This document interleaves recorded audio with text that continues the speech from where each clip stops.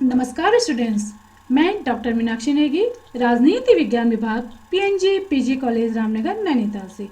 आज हम अध्ययन करेंगे अंतर्राष्ट्रीय राजनीति के अंतर्गत शक्ति राजनीति अर्थात पावर पॉलिटिक्स।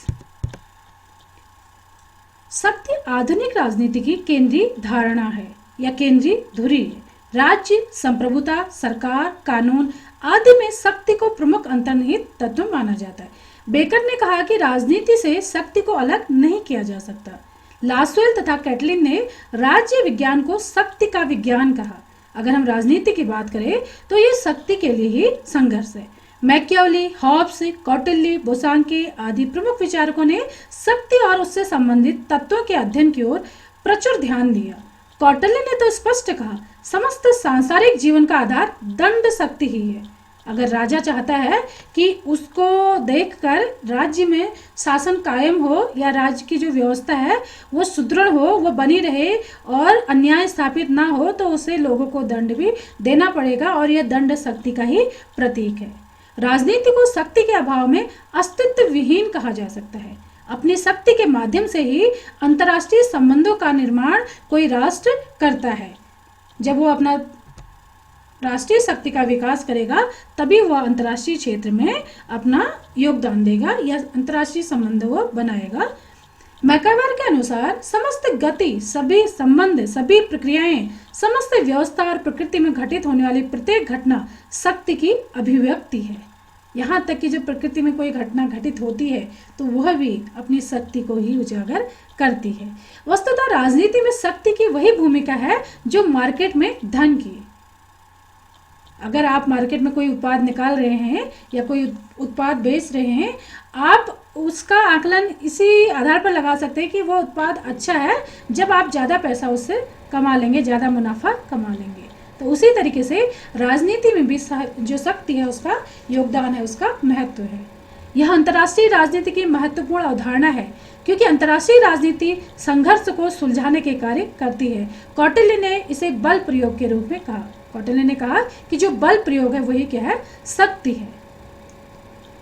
अर्नल्ड ब्रेख्त के अनुसार शक्ति ऐसी योग्यता है जो अपनी इच्छा को कार्यान्वित कर सकती है। अर्थात अगर हम किसी राष्ट्र की बात करें कि वो उसके अंदर शक्ति है या वह शक्तिशाली है तो इसका मतलब सभी लोग उसकी बातों को मानेंगे। आप परिवार में भी देखते हैं कि कोई ऐसे भाई बहन हैं जो आपसे भले ही उम्र में छोटे हो, लेकिन अगर वो बुद्धिमान ज़्यादा है, पैसे वाले ज़्यादा हैं, तो सब लोग उसका कहना मानते हैं। तो शक्ति को हम इस आधार पर देख सकते हैं।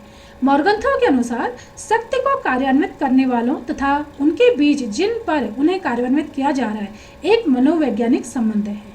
वह पहली श्रेणी में आने वाले को दूसरी श्रेणी में आने वाले के कुछ कार्यों को उनके मस्तिष्क पर प्रभाव डालकर नियंत्रण करने की क्षमता प्रदान करती है। अर्थात दो श्रेणी के राज्य है, एक श्रेणी का राज्य है जो पहला वो ज़्यादा शक्तिशाली है और दूसरी श्रेणी का जो राज्य है वो कम शक्तिशाली है। तो पहली श्रेणी का जो राज्य है दूसरी श्रेणी के राज्य पर ऐसा प्रभाव डालेगा, ऐसा मनोवैज्ञानिक संबंध बनाएगा कि दूसरा जो राज्य है वो उसके आदेशों का पालन करेगा, उसके अनुसार कार्य करेगा। वर्तमान में भी जो शक्ति है वो संघर्ष की राजनीति है। वर्तमान में भी कई तरह के संघर्ष हमारे विश्व राजनीति में विद्यमान हैं। अंतर्राष्ट्रीय राजनीति सदैव शक्ति की राजनीति ही रही है। द्वितीय विश्व युद्ध की बात हम करें तो जो उसके बाद जो शीत युद्ध चला तो दो शक्तियां हमें देखने को मिली, एक अमेरिका और दूसरा सोवियत संघ। 1991 में सोवियत संघ का विघटन हो गया और एक ध्रुवीय विश्व का उदय हुआ और वह शक्ति जो विश्व का ध्रुव था वह वर्तमान में अमेरिका ही है। लेकिन आज अन्य देश भी विश्व राजनीति को प्रभावित कर रहे हैं, तो बहुध्रुवीकरण की बात हम कर रहे हैं। शक्ति के प्रकार के विषय में हमने पहले के वीडियो में अध्ययन किया था कि जब हम राष्ट्रीय शक्ति की बात करते हैं जिसके द्वारा वैदेशिक संबंध बनाए जाते हैं तो सैन्य शक्ति उसमें है, भौगोलिक शक्ति उसमें आता है, आर्थिक शक्ति उसमें आता है, या वैज्ञानिक शक्ति या टेक्नोलॉजी जो हमारे द्वारा विकसित की जाती है। आज हम इसे एक शक्ति राजनीति के रूप में देखते हैं। तो इसका वर्गीकरण कुछ जो विद्वान हैं उन्होंने इस प्रकार किया, अलग अलग शब्द इसके लिए दिए हैं। तो शक्ति राजनीति में किस किस तरीके के स्टेट्स होते हैं तो उसका हम अध्ययन करेंगे। जैसे है, पहला है हार्ड पावर। हार्ड पावर में सैन्य शक्ति को लिया जाता है क्योंकि अगर हम शक्ति की बात करें सबसे पहले फिजिकल शक्ति ही होती है। अगर मानव से भी हम कहें किसी की बॉडी को देख के कोई हट्टा कट्टा है, लंबा चौड़ा है, हम कहेंगे अरे बड़ा शक्तिशाली है। तो उसी तरीके से किसी भी देश की जो पावर है वो सेना है, तो इसे हार्ड पावर कहा जाता है, सैन्य शक्ति कहा जाता है। तो इसके जो विचारक थे वो ये जो टर्म दिया ये मेरे सियर ने दिया था। दूसरा है सॉफ्ट पावर। सॉफ्ट पावर इसको आर्थिक शक्ति से कहते हैं। रॉबर्ट क्विन और जोसेफ नाई ने यह शब्द दिया, और किसी भी देश की जो आर्थिक शक्ति है वो उसको वैश्विक क्षेत्र में सुदृढ़ बनाती है, और इसी के लिए वो दूसरे देशों से संबंध स्थापित करता है। इसी के आधार पर दूसरों को ऋण देता है और विभिन्न प्रकार की सहायताएं देता है, और आर्थिक शक्ति मजबूत है तो उसके द्वारा सैन्य शक्ति भी मजबूत की जा सकती है। फिर है स्मार्ट पावर। स्मार्ट पावर मतलब प्रत्येक क्षेत्र में, टेक्नोलॉजी के क्षेत्र में, आर्थिक क्षेत्र में, सैन्य शक्ति में, या जो संसाधन है उनका उपयोग करने में, हर क्षेत्र में जो देश पावरफुल है उसे स्मार्ट पावर कहा जाता है। रॉबर्ट क्विन और जोसेफ नाई ने यह टर्म दिया। अगला आता है सुपर पावर, परमाणु शक्ति। ऐसे देश जिन्होंने परमाणु शक्ति को प्राप्त कर लिया हो, उनका निर्माण कर लिया हो, तो विलियम टी.आर. फोक्स ने यह टर्म दिया, यह शब्द दिया सुपर पावर का, और अमेरिका और सोवियत संघ को इसका यह नाम दिया गया उन्होंने सुपर पावर का। लेकिन वर्तमान में बहुत सारे ऐसे देश हैं जिन्होंने परमाणु शक्ति प्राप्त कर ली है। ग्रेट पावर, अगला शब्द जो है ग्रेट पावर, यह शब्द जो दिया था उन्होंने पॉल कैनेडी ने दिया था। 18वीं शताब्दी में महाशक्तियों के लिए यह शब्द दिया गया था। अब एक नवीन जो शब्द आ रहा है वो है हाइपर पावर। किम रिचर्ड ने यह दिया।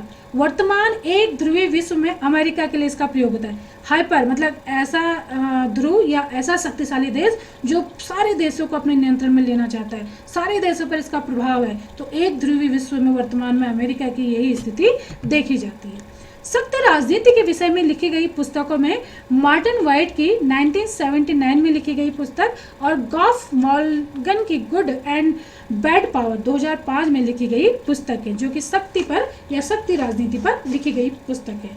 राजनीतिक शक्ति वास्तव में एक ऐसी जटिल संकल्पना है जिसके पीछे सदा यह मान्यता होती है कि उसके कई रूप हो सकते हैं, जैसे संपत्ति, अस्त्र शस्त्र जैसे परमाणु हथियार हैं, नागरिक अधिकार है, लोकमत पर प्रभाव जिसमें से किसी को भी किसी दूसरे पर आश्रित नहीं माना जा सकता। यह दूसरों के व्यवहार पर नियंत्रण है। अगर हम शक्ति की बात करें तो जो प्रभुत्व संपन्न है, जो शक्ति संपन्न देश है, वो दूसरे राष्ट्रों के व्यवहार पर नियंत्रण करेगा। रॉबर्ट डहल ने उस सीमा तक ब पर शक्ति रखता है जिस सीमा तक वह ब से वे सारे कार्य करा लेता है जो अन्यथा नहीं करता। मतलब इतना पावरफुल है कि वो किसी ब राष्ट्र से, किसी दूसरे राष्ट्र से अपने सारे कार्य करा ले। राजनीतिक शक्ति को एक संबंध के रूप में भी देखा जाता है और यह हमेशा स्पष्ट नहीं होता। इस प्रकार यदि कोई और देश है वह ब देश के किसी भूक्षेत्र पर कब्जा कर लेता है और राज्य उसे युद्ध या किसी भी तरह से मुक्त करा लेता है जो भूक्षेत्र ब देश ने कब्जाया है, तो राज्य शक्ति संपन्न माना जाएगा क्योंकि उसने अपनी चीज को छुड़ा लिया है।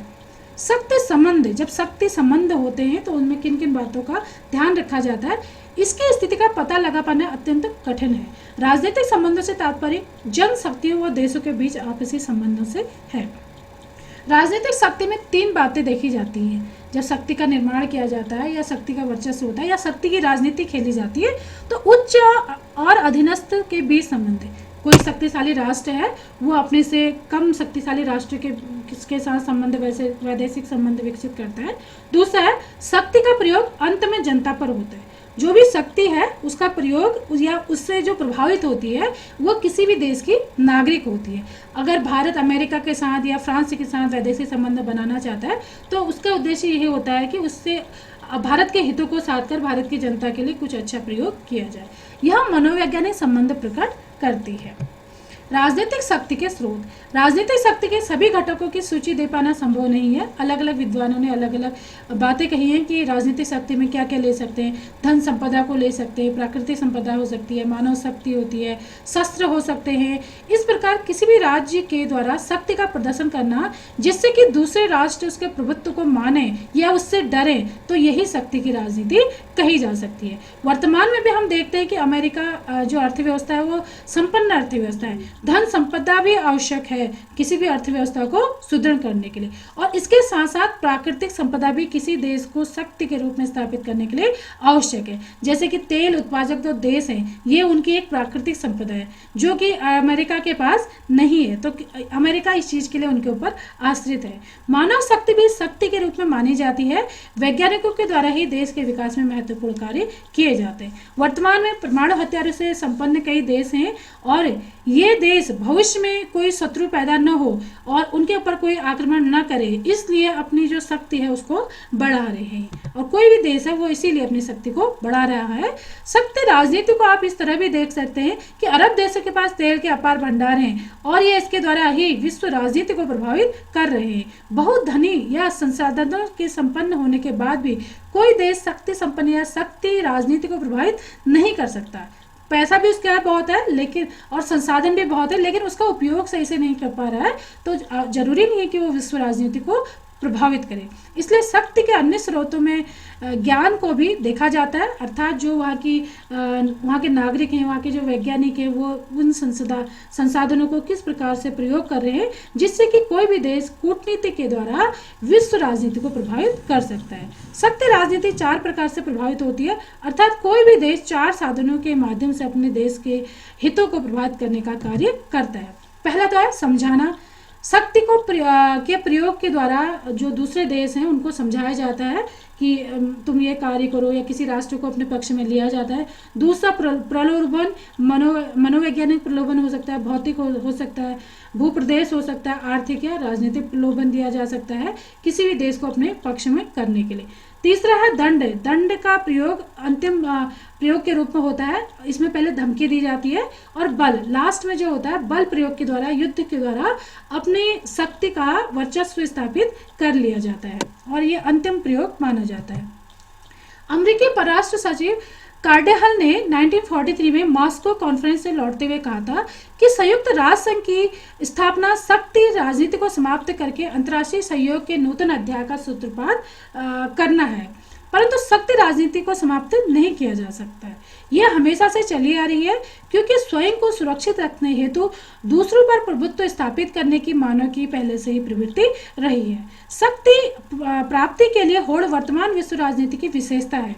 राष्ट्रीय सुरक्षा के लिए भी यह आवश्यक है और शक्ति प्राप्ति के द्वारा ही कोई राज्य अंतर्राष्ट्रीय राजनीति में अपना स्थान बना सकता है। शांति काल में विदेश संबंध स्थापित करना, इसके द्वारा इस लक्ष्य को प्राप्त किया जाता है, और युद्ध होने पर शक्तिशाली जो राज्य होगा वो विजय प्राप्त करेगा। इसी के साथ आज का लेक्चर समाप्त होता है। धन्यवाद।